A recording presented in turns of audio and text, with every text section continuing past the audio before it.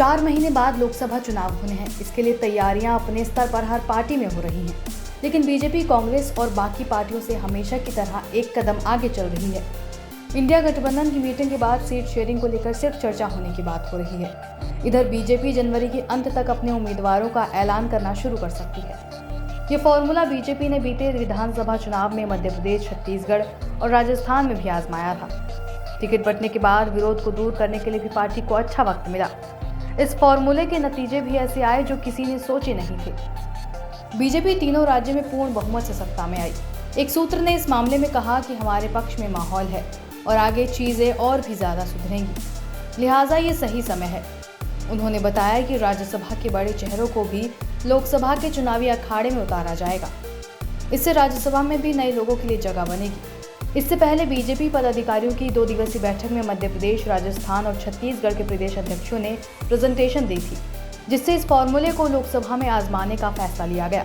Report के मुताबिक एक सूत्र ने कहा कि समय रहते फैसला लेना हमारे पक्ष में है।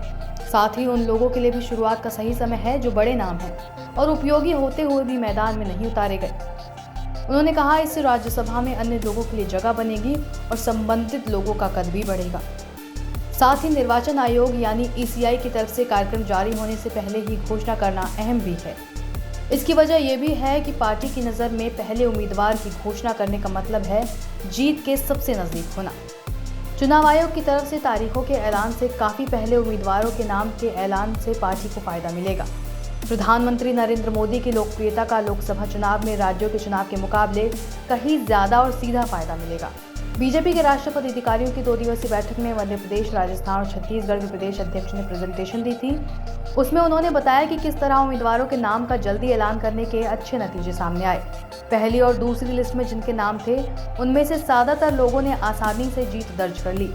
बीजेपी इससे पहले उम्मीदवारों के नाम का ऐलान करने में काफी समय लगाती थी।